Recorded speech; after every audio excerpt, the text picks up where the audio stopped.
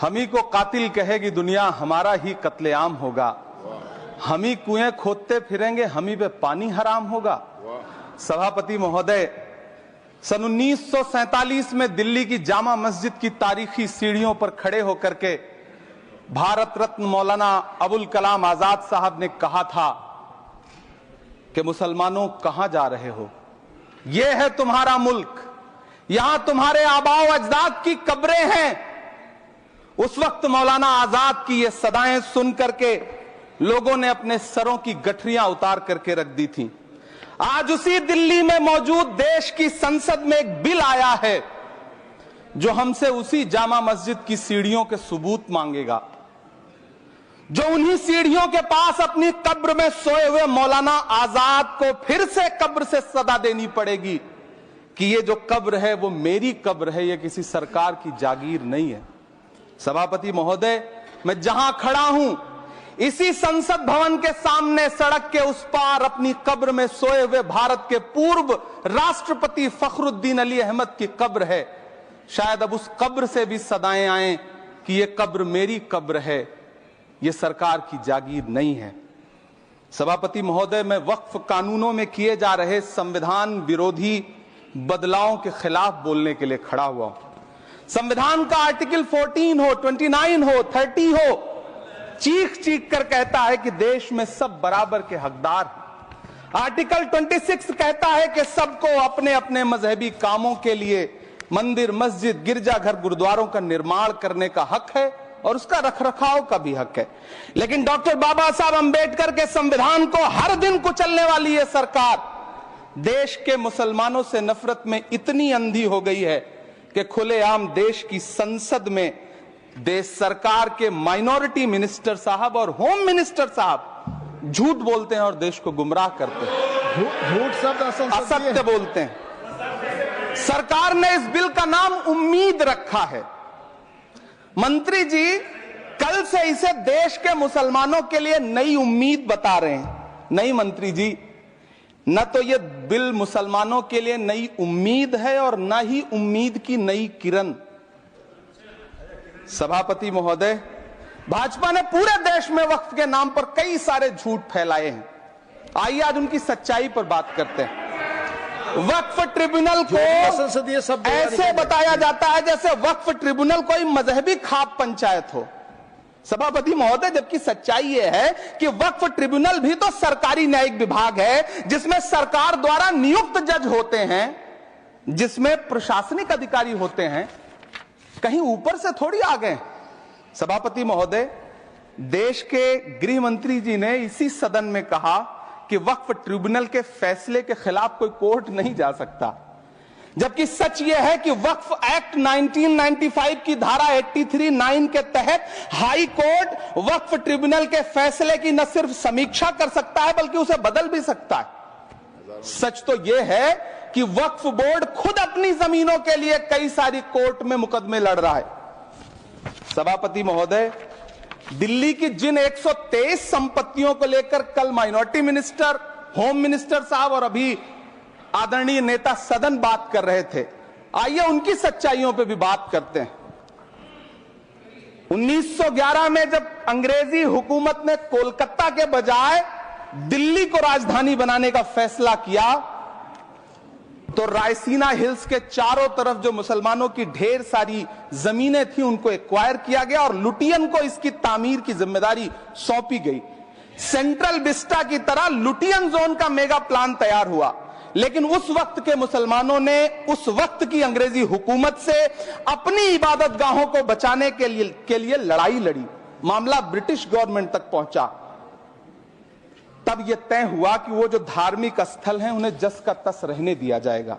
India gate के बगल वाली मस्जिद हो, जाप्तागंज, सुनहरी बाग मस्जिद हो, पार्लियामेंट रोड वाली मस्जिद हो, ऐसी 123 संपत्तियों के मैनेजमेंट के लिए 1913 में मुसलमान वक्फ वैलिडेशन एक्ट बना और उसके बाद एक नया शहर बसाया गया जिसे लुटियंस जोन का नाम दिया गया। फिर 1943-45 के बीच एक और समझौता हुआ आजादी से पहले उसके तहत काफी सारी वक्फ जायदादों को सुन्नी मजलिस औकाफ बनाकर उसके अंडर किया गया ताकि उसकी देखरेख की जा सके। गृह मंत्री जी 2 दिन से सदन में जो बात कह रहे हैं वो दरअसल 123 संपत्तियां उसी सुन्नी मजलिस औकाफ के तहत आती। सभापति महोदय, आजाद भारत आजाद हुआ। आजादी के बाद भारत में 1954 में वक्फ एक्ट लागू हुआ, जिसकी धारा 9 के तहत 1964 में केंद्रीय वक्फ काउंसिल का गठन हुआ। दिल्ली की वही 123 प्रॉपर्टीज को 1970 में सर्वे गजट करके गजट नोटिफाई किया गया। इसके निपटारे के लिए पूर्व प्रधानमंत्री इंदिरा जी के द्वारा 1974 में एक बर्नी कमेटी बनाई गई।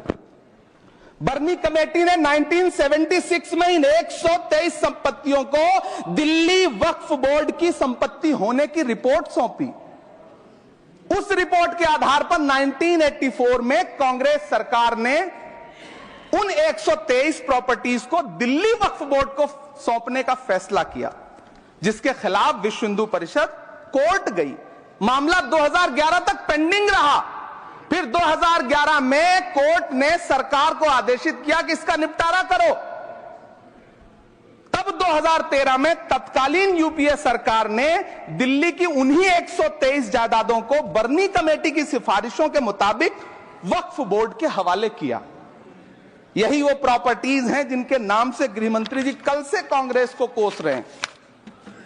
फिर आई 2014 में भाजपा की सरकार, जो तब से इन जमीनों को हड़पने की साजिश कर रही है।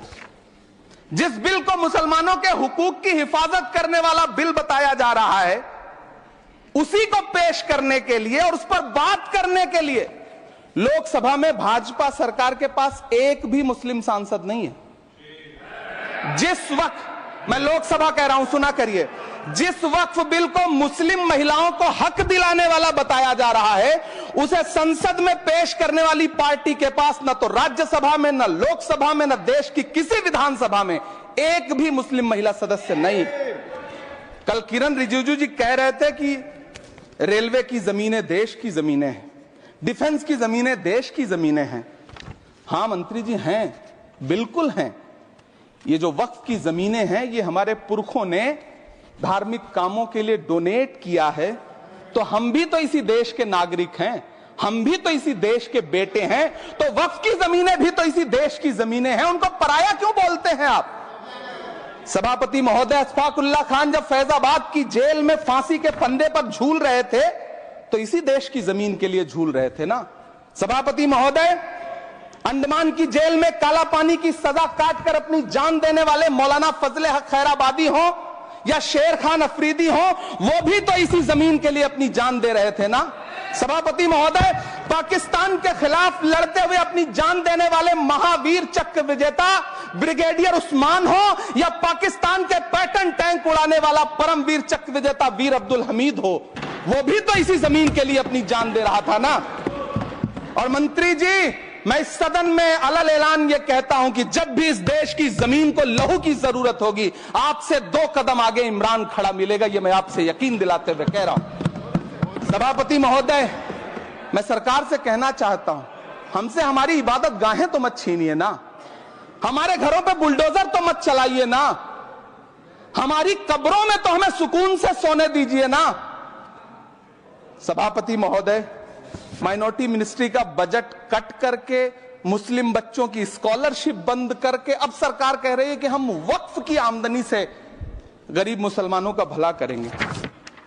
गुजरात की बेटी बिल्किस के बलात्कारियों की रिहाई के बाद उन्हें माला पहनाने वाली लोगों के नेता ये कह रहे हैं कि यह बिल मुस्लिम महिलाओं को उनका हक दिलाएगा।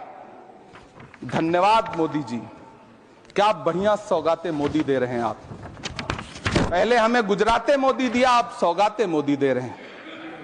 लेकिन यह सरकार इतना याद रखे कि इसी ठसक के साथ देश की संसद में सीए का कानून भी लाया गया था और कहा गया था बड़े बड़े भाषण देकर के कि पड़ोसी देशों से हिंदू भाइयों को ला करके यहां नागरिकता दी जाएगी। लेकिन मैं आपके संज्ञान में लाता हूं सर कि पिछले इतने दिनों में इनसे नागरिकता लेने के लिए 2000 व्यक्ति भी नहीं आए, जबकि इसके उलट इन्हीं की सरकार में पिछले 10 साल में 15 लाख से ज्यादा भारतीयों ने भारत की नागरिकता छोड़ करके दूसरे देश में जाकर के बस गए। यह हुआ उस कानून का अंजाम। सभापति महोदय, इसी तरह की जिद के साथ किसानों के खिलाफ भी कानून लाए गए थे। जिस तरह आज वक्फ के फायदे गिनाए जा रहे हैं, उसी तरह से किसानों को भी कृषि कानूनों के फायदे गिनाए गए थे। लेकिन अंजाम क्या हुआ? 700 किसानों की शहादत लेने के बाद सरकार को अन्नदाता किसानों के सामने घुटने टेकने पड़े और कृषि कानून वापस लेने पड़े। जिल्ले इलाही, जमहूरियत जो है वो नफरत और ठसक से नहीं चलती है, अकड़ से नहीं चलती है। उसमें सबकी हिस्सेदारी जरूरी है।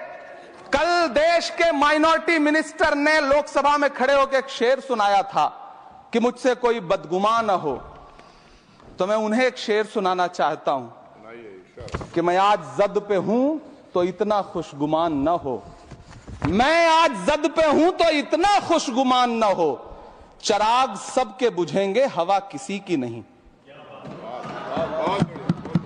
नीतीश कुमार जी हो, चंद्रबाबू नायडू जी हो, चिराग पासवान जी हो, जयंत चौधरी जी हो, देवे गौड़ा जी हो, जीतन राम मांझी जी हो, सबको समझना पड़ेगा कि जब जंगल में आग लगती है तो न वो बरगद बचते हैं जो हवा को आंधी में तब्दील करते हैं, न वो बांस बचते हैं जो आपसी रगड़ से चिंगारी पैदा करते हैं। सभापति महोदय, जब देश को मनमोहन सिंह साहब जैसा काबिल प्रधानमंत्री मिलता है तो देश को आरटीआई जैसा एक्ट मिलता है, सेज जैसा एक्ट मिलता है, मनरेगा जैसा एक्ट मिलता है, लिबरलाइजेशन मिलता है, राइट टू एजुकेशन मिलता है, नेशनल फूड सिक्योरिटी एक्ट मिलता है। लेकिन जब देश को सौगातें मोदी मिलती है तो क्या मिलता है? सीए मिलता है, फॉर्म्स लॉ मिलता है, आर्टिकल 370 मिलता है, इलेक्टोरल बॉन्ड जैसा एक्ट मिलता है और वक्फ अमेंडमेंट एक्ट जैसे बिल देश को मिलते हैं। मुझे तो अपने हमवतन भाइयों से पूछना है कि आपको अपने बच्चों की तरक्की, खुशहाली और नौकरी की दरकार है या फिर मुसलमानों की दान की गई जमीनों को लूट कर धन्ना सेठों को देने की साजिश करने वाले कानून की? सभापति महोदय, यह सरकार रात के 3 बजे तक पूरे देश को जगा करके संसद में अपने ही नागरिकों को नीचा दिखाने के लिए वक्फ बिल ला रही थी, तो उधर रात के 1:30 बजे अमेरिका हम पर 26% टैरिफ लगा रहा था। सरकार की प्राथमिकताएं देश को पता। सभापति महोदय, मैं बहुत भावुक हूं आज, और मुझे अच्छा लगा कि आदरणीय नेता सदन जगत प्रकाश नड्डा जी ने बहुत अच्छी बातें भी की, मन से बातें की। क्योंकि उनके नाम में प्रकाश जुड़ा है तो मैं उनमें हमेशा एक रोशनी की किरण देखता हूं। मैं उनके सामने बहुत अदब से यह बात कहना चाहता हूं कि चिरागों के सफर में दबदबा हो आंधियों का तो फिर अंजाम जुल्मत के सिवा कुछ भी नहीं होगा। यह दुनिया नफरतों के आखिरी स्टेज पर है, इलाज इसका मोहब्बत के सिवा कुछ भी नहीं होगा। मैं भावुक हूं, मेरी पलकें गीली हैं।